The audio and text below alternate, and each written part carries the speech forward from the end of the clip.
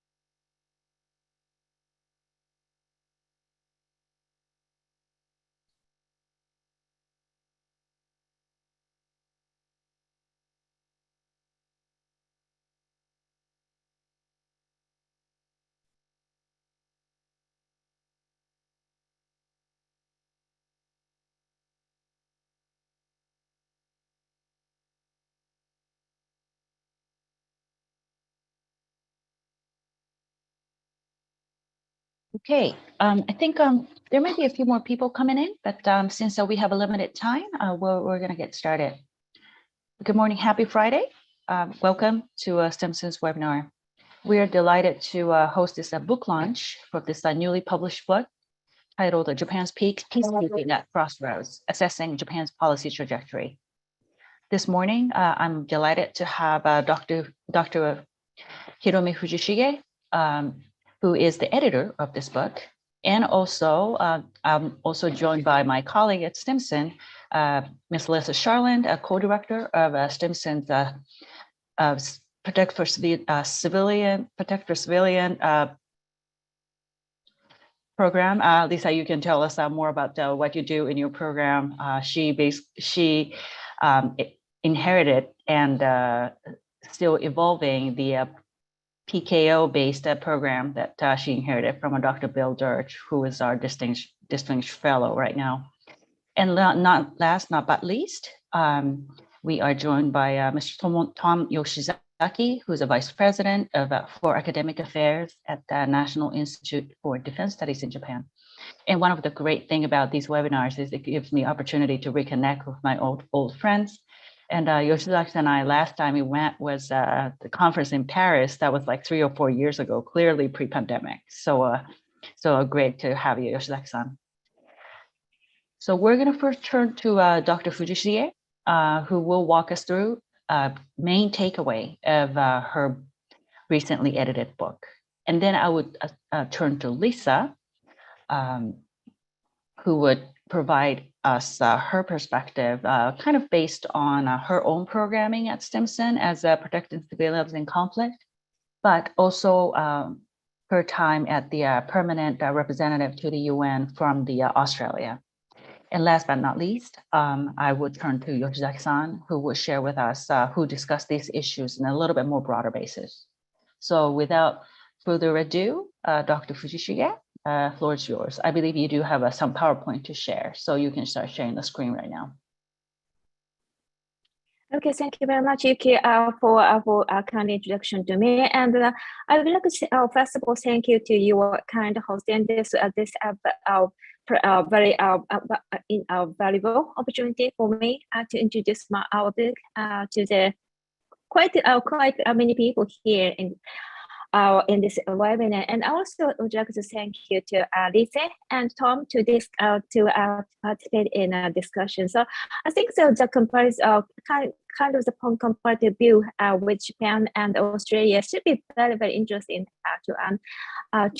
for us, because as I'm going to show you later, so the program with Japan's peacekeeping policy has been faced. It's not entirely about Japan, but this similar program has been shared by the so-called global north. So anyway, I don't want to spend too much time for my self-introduction. So please let me share my screen. So I'm going to try to keep my talk very, very brief so that we can save more time for discussion and Q&As. So now I'm sharing my screen. Can you see this? Yeah. Okay, thank you very much. So, so this is Japan's peacekeeping at Crossroads and assessing Japan's policy trajectory. Okay, so first of all, before I'll introduce our book to you. So please let me share our research questions. So the thing is, so probably all of you here should know should know it. Japan has used to be characterized with a very firm what is called anti-militarism, and one of them was characterized by the very rigid ban on the overseas military dispatch. Previously, since Japan was established Japanese national defense forces, self-defense forces, or the State Air Force established in 1954. And so that is why for quite a long time under the firm anti-militarism, it was impossible for the Japanese government to dispatch any military personnel outside of Japan, even for the purpose of to join the peacekeeping, UN peacekeeping operations. But after the end of the Cold War, especially in 1992, the Japanese government finally succeed to enact Peacekeeping Act. So I don't think I should trace much detail about this enactment process, because this is described in a book. Since 1992 to the 2017 for the quarter century, there's quite many and constant military overseas deployment of the as a part of Japan UN peacekeeping operation for 25 years. So this and because of the Japanese constitutional bound, it is only for the non-combatant, no fighting duties, especially the engineering, but as well as the medical care and transportation and so on. And the Japanese government have dispatched Japanese peacekeepers to Cambodia, East Timor, Haiti, South Sudan as well.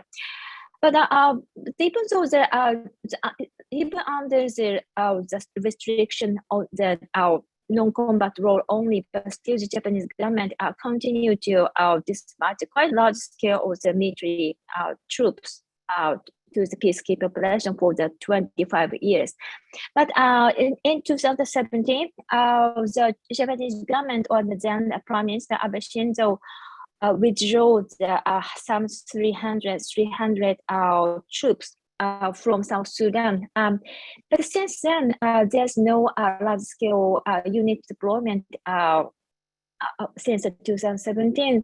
So this means that this withdrawal in 2017 is it's not only for the at the end of the Japanese deployment to the engineering unit, deployment engineering unit from South Sudan, but it was a turning point in the peacekeeping operation. So my question here is, so one of the question is, so we see the situation immediately before the 2017, or more specifically around 2013, 14, and 16. There's a much development in Japanese peacekeeping operations. So this is an error under the second Abe's administration, and there was two direction of the development of the Japanese peacekeeping operations. So one of them is called integration, and the second one is the robustness. So I'm going to explain about what is integration and what is robustness related. And this is about the situation under the early stage of the second administration. And my second question is about this turning point. So why the Japanese government decided to and the quarter century of the large-scale unique contribution to the peacekeeping operation after 2017. So our book mainly discuss these questions. So, and this is a good book, and so there's 3 authors, and actually this is not edited book, and the 3 of us, me, myself, Hiromi Fujishige, and my colleagues, Yuji Wasugi and Tomoaki Honda. So these are all co-authors of this book. So we 3 authors wrote this book rather than edited book. So all of 3 are responsible for this book. And this is open access book. So if you type in this this title of this book and open access books in Google something, so you can download the PDF version for free. So I think I'm going to skip this content book. And so before this English version was published this January this year, so there's a Japanese version of this book. It's not entirely same, but there's a kind of the foundation book for this English book. But so when the Japanese version book was published in 2018, so it was immediately after the withdrawal from South Sudan in 2017. So when we published this book, so we did not yet so what is going to ahead after the withdrawal from South Sudan. But now we know more about this, what is a withdrawal from South Sudan meant. So that is why. So that is one of the reasons we decided to publish the English book. So not only to make more to give more readers to read our books, but also we want to explore what has been happening since 2017. So I think I'm going to skip them. Okay, so please let me go very quickly about one of the research questions. So, to which direction was Japan's peacekeeping policy was heading, either toward integration or robustness? So, integration here means one of the characteristic of the contemporary peacekeeping operations. So, there's more peace building like duties, especially for state building purposes, especially combining military and civilian efforts. So this is less combat-oriented duties. And on the other hand, the robustness here means that it is more kinetic, more combat-like duties, which has a more likelihood of using weapons, especially relating to necessity of the protection of civilians. So it seems like that the second administration was pursuing these 2 directions of both integration and robustness. So it was kind of a big question for the for the academics like me, so to which directions second Abe administration was heading for. So if I give some more details about integration, so the integration especially meant in reality about the Abe administration's emphasis on the engineering unit. So engineering is not for combat, but they are more for to support the infrastructure repair after the conflict. So this is a typical integration mission.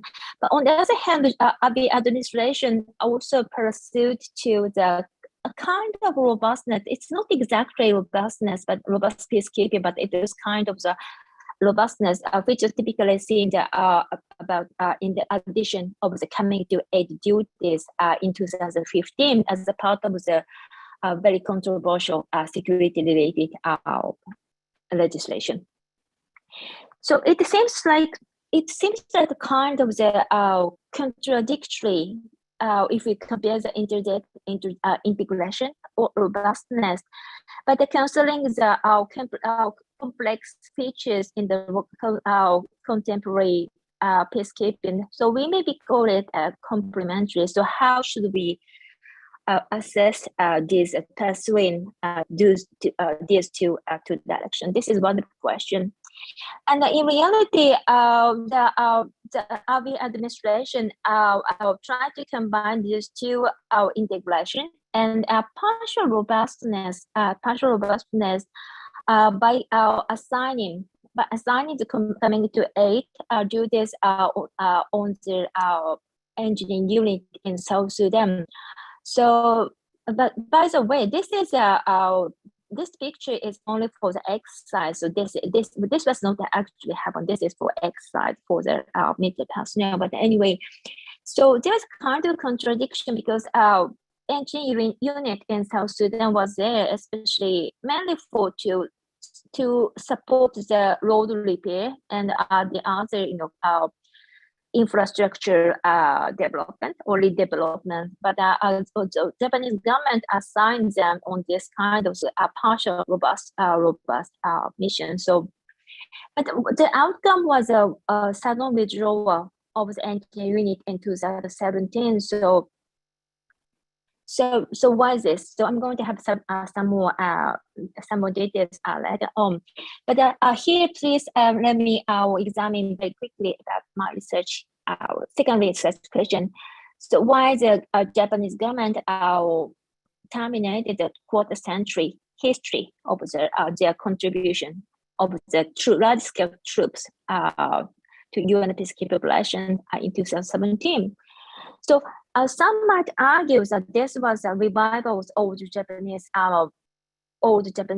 anti-militarism. So they may cause the Japanese government still hesitant to be too active in military affairs. But our conclusion is not like this. And so after reviewing the detailed evolution of the Japanese, the trajectory of the Japanese peacekeeping operations, our conclusion is this change of the course also after 2017 is more correspond to the trend of the global north. So this kind of emerging hesitation, especially contribute to large scale peacekeeping operation, it has not happened only in Japan, but this has been shared quite broadly among the countries in global north. For example, Canada, which has been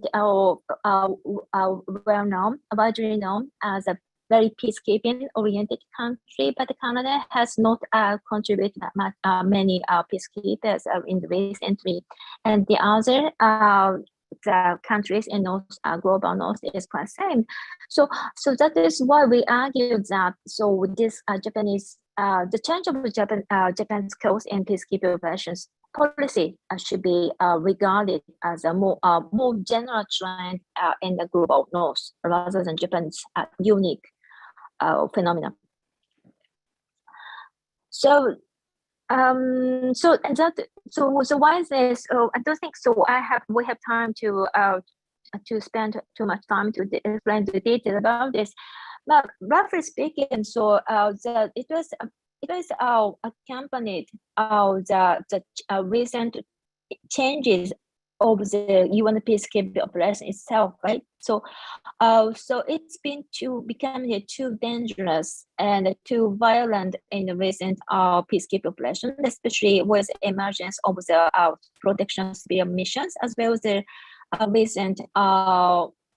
recent tendency over there to fighting against violent extremists, especially in Mali and as the African countries. So that is why the global North country has been become more and more hesitant to send the troops to the ground, and instead they have become more trying to compensate for the shortage of the troop contribution by, for example, to providing capacity building and training support to the peacekeepers from the global north. Global South, and also to contribute a small number of well-qualified personnel. So Japan has been tracing a similar course, for example, to put more emphasis on the capacity building. Sorry, this is wrong. So especially under the UN Triangle Partnership Program, and also contributed personally to the non-UN peacekeeping operations, for example, in Sinai. And also, most recently, the Japanese air self-defense forces have delivering humanitarian goods by air for the Ukraine conflict affected people and so on. But our argument is quite simple in the sense. So Japanese change of Japanese course of peacekeeping operation has occurred not only for Japan, but it has been occurring in the global trend of the global North country. But there's still question remain. For example, practical question about how to maintain their experience and knowledge for the Japanese peacekeepers with that deployment. And the more essentially, there's the rising question. So what is the rationale for Japan's not only peacekeeping operations, but also the international peace cooperation more broadly, especially when the traditional competition among states has revived recently. As we can see that in the case of Russian invasion of Ukraine, and also the rising tension between China and the United States. And also, of course, there's also asked questions about the current situation in Japanese, not only Japanese, but also global North peacekeeping policies. So is it allowed to leave the dangerous duties to the peacekeepers from the global South, while the countries in the global North has become more and more hesitant to contribute their own soldiers to the dangerous venues? So I'm sorry, probably I have spoken a bit too much, but this is all. Thank you very much. So I'm now ending my sharing. Thank you very much. Thank you, Kuchisuke-san. Lisa, so now we've heard a whole gamut of history of Japan's peacekeeping PKO participation, and you have looked at this from Australian perspective and also from a bit of a Quad perspective as well. So floor is yours. Thanks so much, Yuki. It's a delight to be here as part of the discussion, and I'd really like to commend Dr. Fuji Shiji and the co-authors for this book.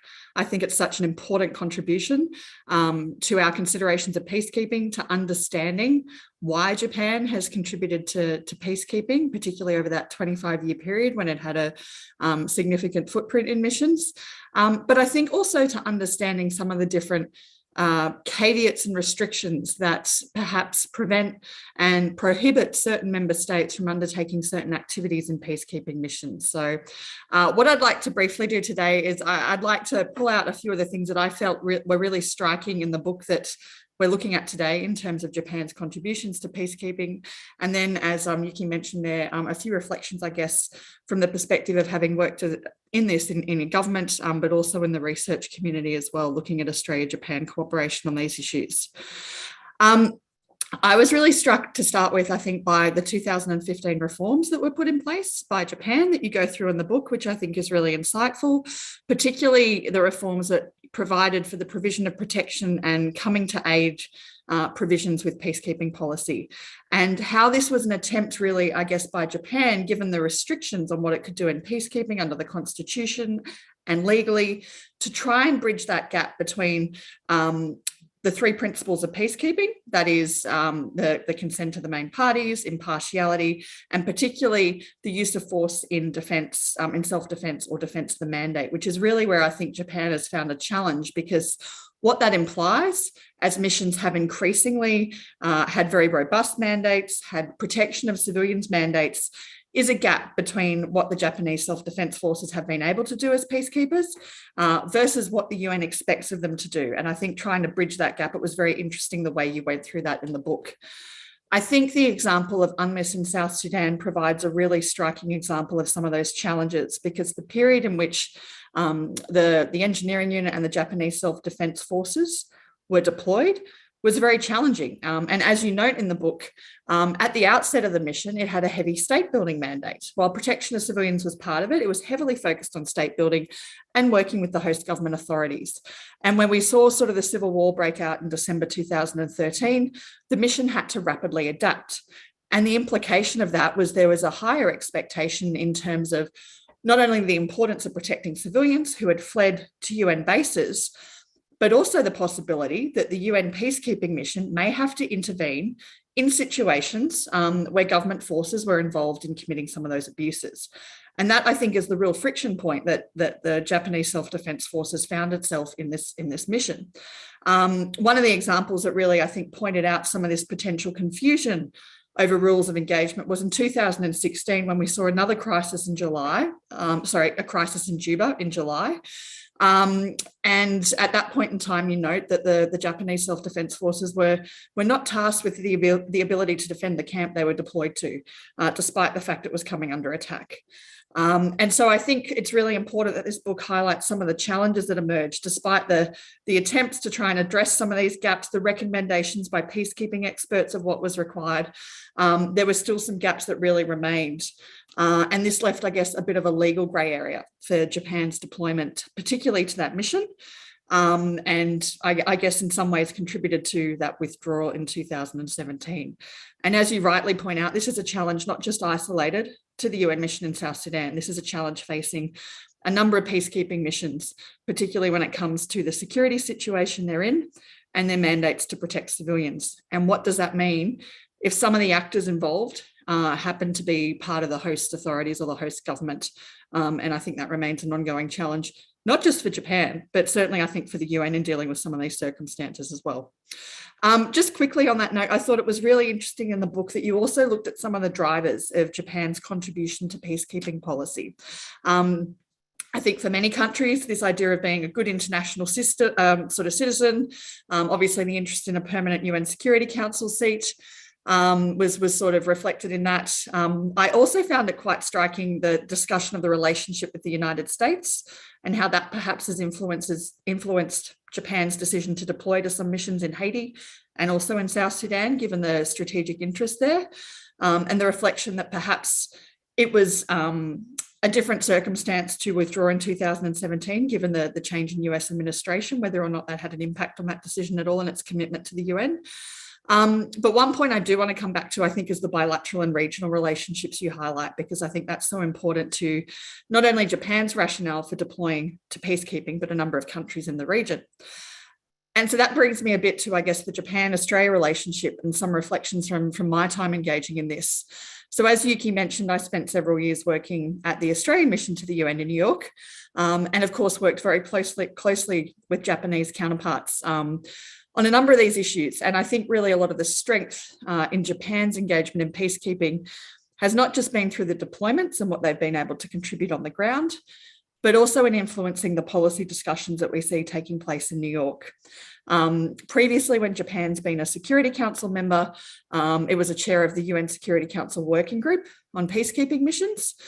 It is engaged closely in the Special Committee on Peacekeeping Operations in efforts to reform peacekeeping policy, which is an important contribution. And indeed, I thought it was really notable this year, as part of those consultations, that Japan highlighted several priorities for its engagement. Strengthening partnerships with the UN Triangular Partnership Program and the Light Coordination Mechanism, which I think is something that Japan has really championed heavily. And the UN has worked very closely with the UN to build the capacity of other troop and police contributing countries. Strengthening safety and security of peacekeepers, the meaningful and effective participation of women in peacekeeping missions, and transitions in the role of the peacebuilding community. I was also really struck many years back. I had the privilege of undertaking a short fellowship at the National Institute for Defence Studies when I was at the Australian Strategic Policy Institute, looking at the very issue of Australia-Japan cooperation. Now, this was in the middle of 2016, when, of course, Japan still had its engineering unit deployed to South Sudan. And part of the rationale for that research was that the Australian Defence Force happened to have 2 liaison officers that worked very closely with the engineering unit that was deployed there. So it was exploring what opportunities there were for further bilateral cooperation as part of the security relationship. which had been highlighted in numerous bilateral security documents. I must admit that research, once Japan withdrew, it became a little bit more challenging to take that forward, of course. But I was really struck, I think, there about the potential for regional cooperation. And I guess that's the note that I want to conclude on with my remarks today. Sort of looking at, well, we're in 2022 now, what are the opportunities that exist? And you allude to some of these, Dr. Fuji Shiji, in your book, in terms of potential going forward. The challenge about Japan in terms of contributing to peacekeeping still remains with the laws that are in place, particularly given the dynamics we see in peacekeeping missions at the moment, and that gap has only widened. Peacekeeping missions remain a really fluid environment where the security situation can change rapidly, and it presents a challenge for Japan, on the one hand, wanting to be viewed as a capable and reliable contributor who can step in and provide support to fellow peacekeepers coming under attack, yet on the other constrained by domestic legislation that may prevent them from doing so. And this can even result in a lack of clarity about the rules of engagement, which is something that you don't want in a situation where there is the use of lethal force. So I think it's really important, the measures that have been looked at in terms of capacity building. We know that, for instance, with the Peacekeeping Ministerial that was hosted at the end of 2021 by the Republic of Korea, Japan was spearheading a lot of the work as one of the co-chairs on partnership training and capacity building. It's continued to spearhead the Triangular Partnership Program, supporting efforts to develop guidance on counter-improvised explosive device efforts by engineering units. And it's also the co-chair of the ASEAN Defence Ministers meeting plus Peacekeeping Working Group, where they've focused on women, peace and security. So I think the commitments that have been made there in capacity building, and we've also seen Japan commit through the Peacekeeping Capability Readiness System on strategic airlift, and of course continues to have 4 staff officers deployed to South Sudan. So it's a real, I think, effort there to focus on the capacity building and the training piece. But I think this comes back to the question that you left us with at the end of your presentation, Dr. Fuji Shiji. How can the Japanese self-defense forces maintain knowledge and experience as peacekeepers without deployment? And that's a challenge not just faced by Japan, but a number of countries, as you say, in the global north, who are focused on capacity building, but are also finding it challenging, I think, to take that forward when we know there are a number of other countries who have significant experience in peacekeeping undertaking capacity building work as well. So perhaps that's something we can come back to in the discussion. But thank you so much for the book and the contribution. I found it a really enlightening read and really enjoyed taking in your arguments and your thoughts. So thank you. Thank you, Lisa. And now, Yoshizaki-san, I think you're going to have to clean it up all for us at the end.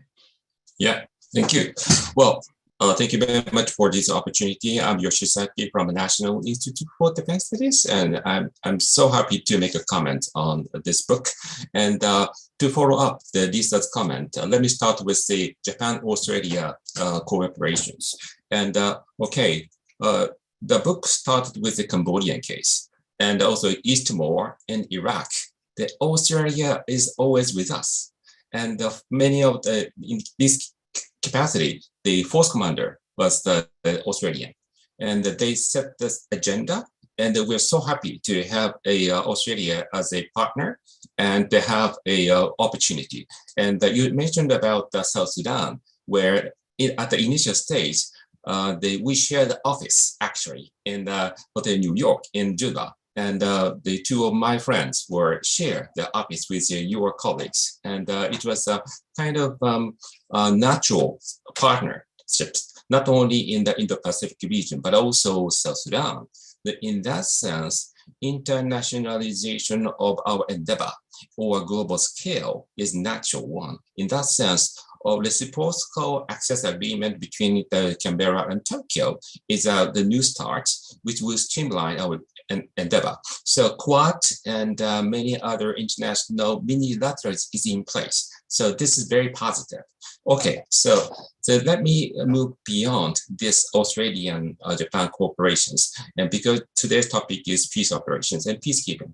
Okay, the key question is that how far Japan is deeply committed to the so-called state buildings, like Afghanistan, or support to resilience in Ukraine. Ukraine is a kind of a hot spot right now, and how far Japan can keep pace with Fujishige-san mentioned the global north. we use the term the G7 or like-minded partners like Australia and some others. So key question is, during the Ukraine situation, how far Japan can keep pace with this kind of global trends, kind of the supporting the liberal international order. And back to the Fujiki-san's book, two key concepts. Number one is integration, Japan's integration with international operations and in the peace operation, that's number one. Number two is robustness, how far Japan can be determined to use weapons to protect civilians or protect the mandate. This is a proactive contribution to the peace operations, where there's no peace to keep.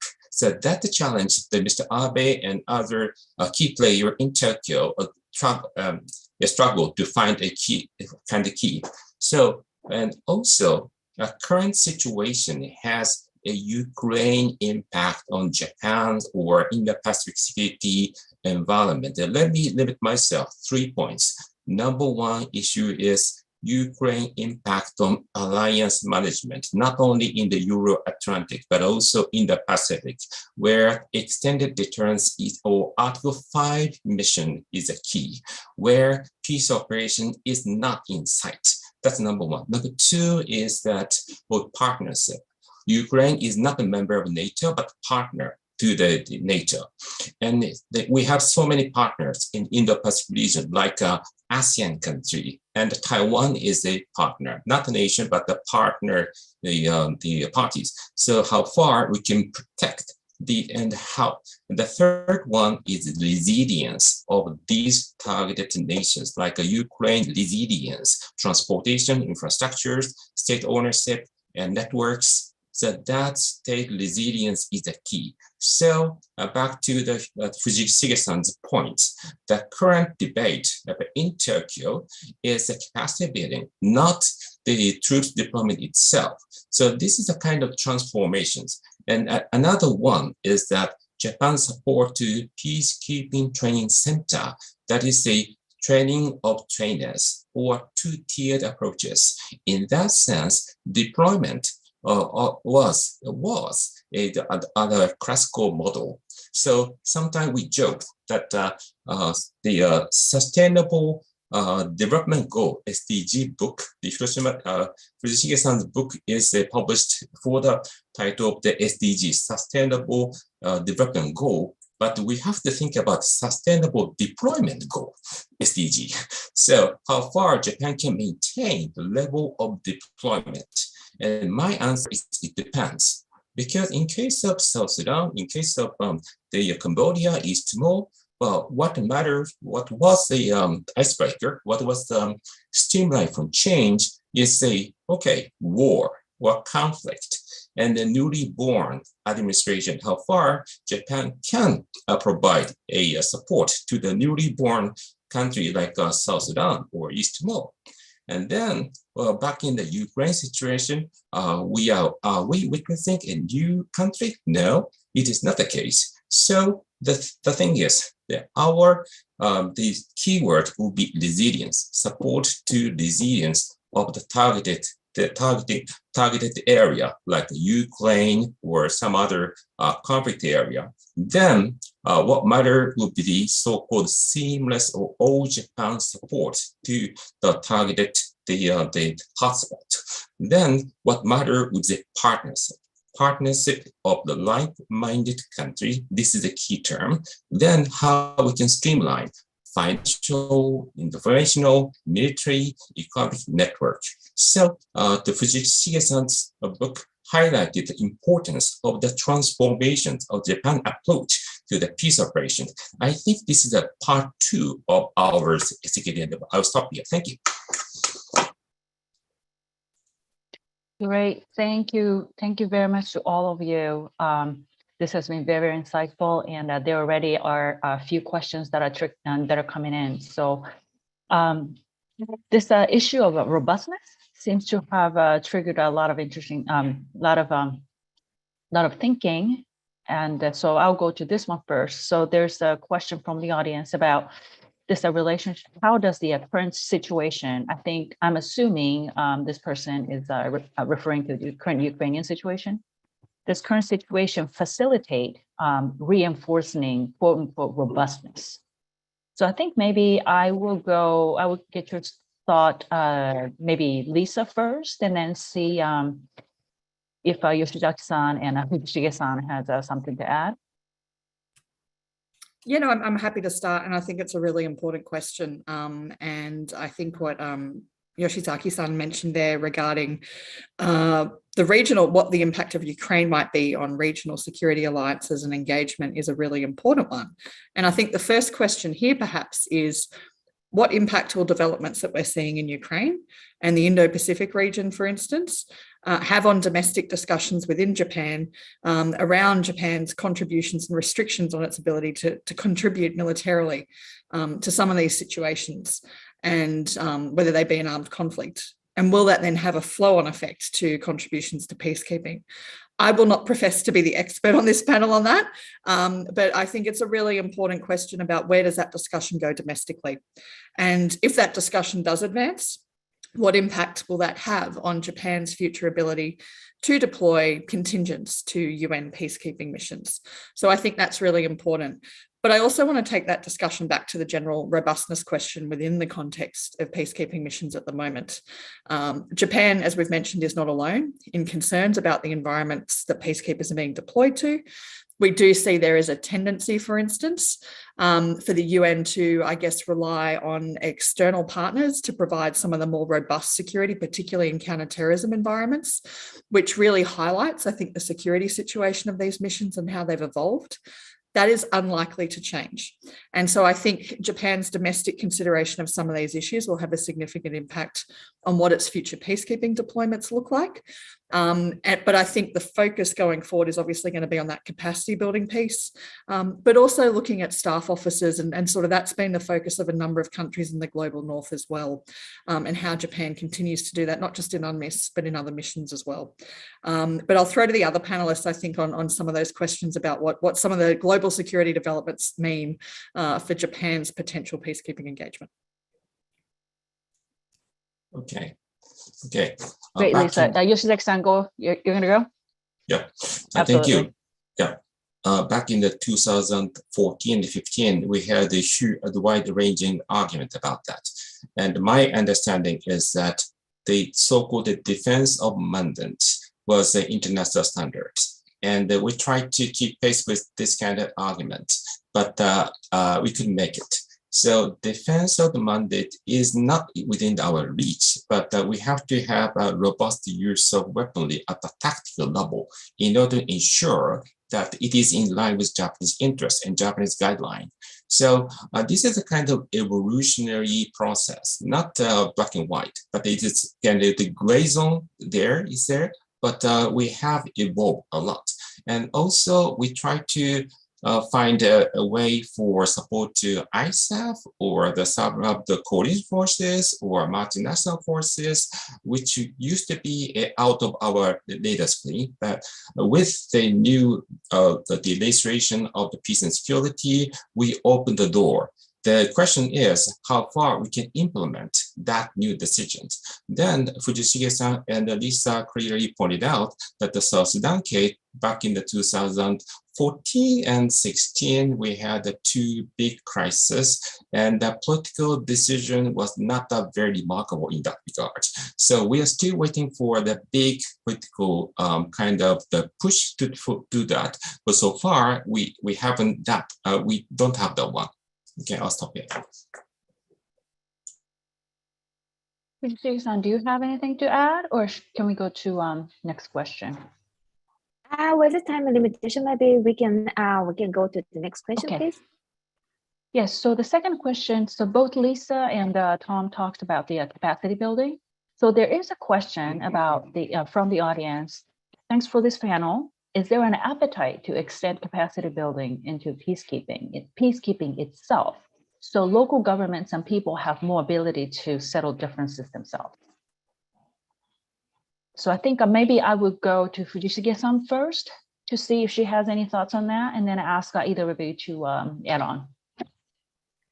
Thank you, Yuki. So, thank you very much for a very interesting question. And actually, Japanese government has been have a much more appetite about the peace building rather than peacekeeping.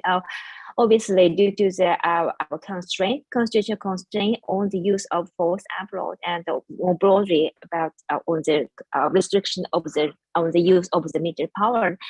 But the thing is, so the state building, peace building has been the kind of the buzzword back in the 2000, especially after the 9/11 attacks and the international involvement in Afghanistan. But recently, there has been the less and less easy case for state building. On the one hand, the age has been more or less stable, and so there's no more Cambodia and East Timor to intervene or to support state building. Right. On the other hand, the African case has been much more dangerous. They has not yet reached the stage, or they have been. So has been gone back to the situation prior to the state building, as we have seen typically in the case of South Sudan. So, and also former Yugoslavia, also there's a Bosnian and Kosovo problem, but the situation is not like back in 2000 or even the 1990s. So Japanese government has been wanted to make a bigger contribution in peacekeeping, peace building and state building. But to where? That is the question. And one of the good example for Japanese government is a Mindanao case in the Philippines. So Japanese government has been made a very interesting and very valuable contribution to the Mindanao. So if there's a similar case like the Mindanao, I'm sure that Japanese government has a big appetite to support the peace building and state building. But unfortunately, there's no more similar case. That is why that Japanese support in the field of peace building and state building has been limited. Thank you. Okay, thank you. And as to the capacity building, many interpretation is available. Offshore line is that capacity building is basically for ASEAN, and we have a Japan-ASEAN so-called cooperation guideline, and so-called the Vientiane Vision #1 and #2, and focusing on a support to the international liberal norms, and also capacity for maintaining the maritime security or airspaces and rule-based order. So ASEAN centrality is the key. But another one may be that you may remember that back in 2010 and 11, the focus was Afghanistan, and the security sector reform for the Afghanistan was key. Then that is the US-Japan alliance management issue also. So ASEAN focus is the one thing, but also we had the interest of how to streamline our cooperation with United States and Japan. I'll stop there. Thank you. Lisa, do you have anything? Just very briefly, two quick reflections. One, I think, is despite the heavy protection of civilians mandates, well, not despite, protection of civilians mandates themselves do often include, as part of that provision, a peace building and state building sort of element focused on building the capacity of the host government. So peacekeeping missions themselves, despite the security tensions that they are often looking at, are obviously quite focused on people-centered approaches and engaging with the local community. But that doesn't take away, I think, some of the challenges around the security aspects, which of course create challenges for Japan's deployment, even if those activities are there to be undertaken in peacekeeping missions. We haven't come to discuss about the role of police, but of course that was highlighted in the book as well, and some of the challenges there that relate to that. But the one thing I would note is, I think that's highlighted in the book, is the sort of whole of Japan approach to some of these things, that often when the self-defense forces were deployed, you often saw a number of civilian agencies going into missions as well, undertaking bilateral activities. And I think that was a really important complement to some of those engagement activities in terms of the way that Japan engaged on some of the peace building elements, not as part of the UN mission necessarily, but as a complement to it on the side. Great, thank you for that point. That's actually also important, and that's often left undiscussed, I think, when we talk about the Japan's participation in peacekeeping. Yoshizaki-san, I think this is a question right up in your alley. So let me throw this one at you. This is a question from the audience. Thank you very much for this talk. My question is, how does this discussion possibly help us better understand the likelihood that the self-defense forces may or may not expand their mandate in the coming years due to the threat of an expansive China rather than via UN peacekeeping operations, for instance? First and foremost, the capacity building and peacekeeping operation and training is the most promising field for a Japan-China cooperation in security as a security partnership. So we try to find a common the interest and commonality in dealing with the common challenges like South Sudan. Well, in case of South Sudan, we work very well. And in that sense, this is a kind of soft side of the security challenges. And another one is the so-called the strategic culture matters. Well, in our region, in the Pacific regions, we have more competition and more challenges than cooperations. And that is the dark side of the story, to be frank. But as to the peace operation of capacity building, we can shake hands and we can have a common the objective.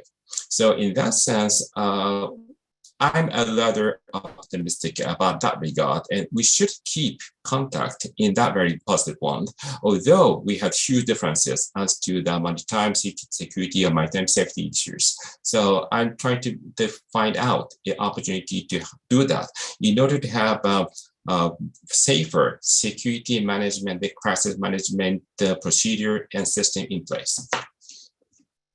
Thank you, Yoshizaki-san. I think this may be a question. This has to be our last question. There are only like 4 minutes remaining. So this probably is primarily to you, Yoshizaki-san, and Fujishige-san.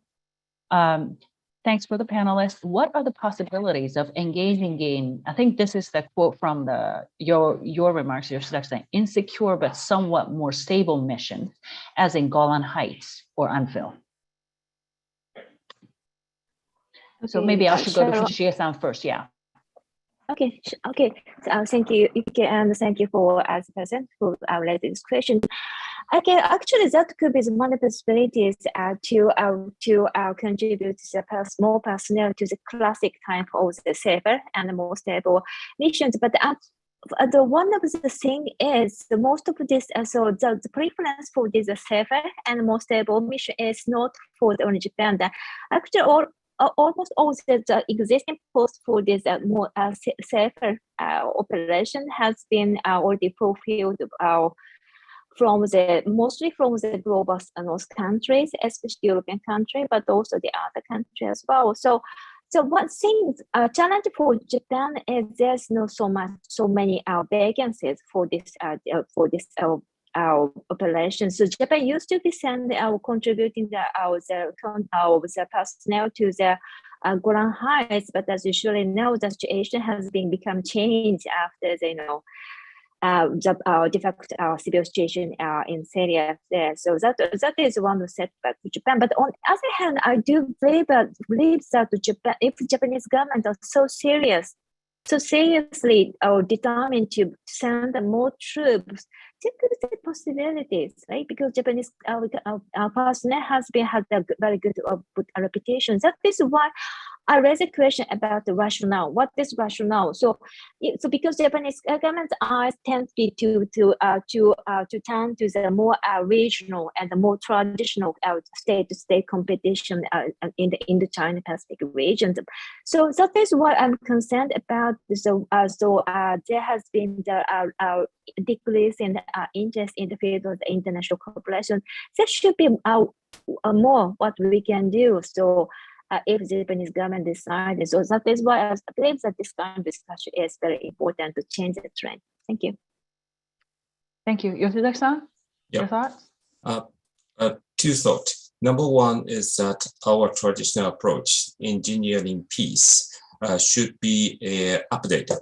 That is a new style, new normal of the engineering peace. Number one is Like today, we can have a webinar. So webinar type capacity building training and capacity building training for trainers. So this will be a kind of new start for thinking out the box. Then number two is that diversity of our approaches. Number one is that military observer. We have no such thing in the military observer mission in mind, but we can have a much more alternative because we can learn from these the military observer type of things. Another one is a DDR, and we did that in the Nepal, but that was the only one.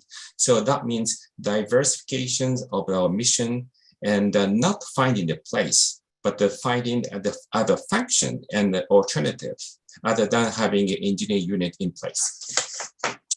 Thank you. Actually, I was going to wrap it up, but there's one question that I really need to ask Lisa. This is right up in your alley, so let me finish with that one. So Lisa, this question is, in addition to bilateral capacity building assistance, Japan is focusing on the UN Triangular Partnership program, like you mentioned, all of you mentioned. Australia also provides financial support to the UNTPP. So is there room for cooperation such as participation where Australia also provides training through that framework? Is there any attraction for Australia to utilize that beyond bilateral capacity building? I think the short answer would probably be yes. I imagine the model that has been established there with triangular cooperation is one that the UN is very engaged in. And I think it provides an excellent model for other countries to work with partners, those that are seeking to deploy to peacekeeping on a range of issues, not just engineering or medical capacity, but a whole host of areas where they want to develop capacity and skills that are of use to peacekeeping. So I would be surprised if it shouldn't be an area of interest for Australia and other countries going forward. Right. With that, thank you to all of you for joining me. I learned a lot. I only quickly looked at the book, but I haven't read through them. So I'm looking forward to reading through from cover to cover. Yoshizaki-san, so good to see you for the first time in after 3 years. Maybe next time we'll be able to meet in person.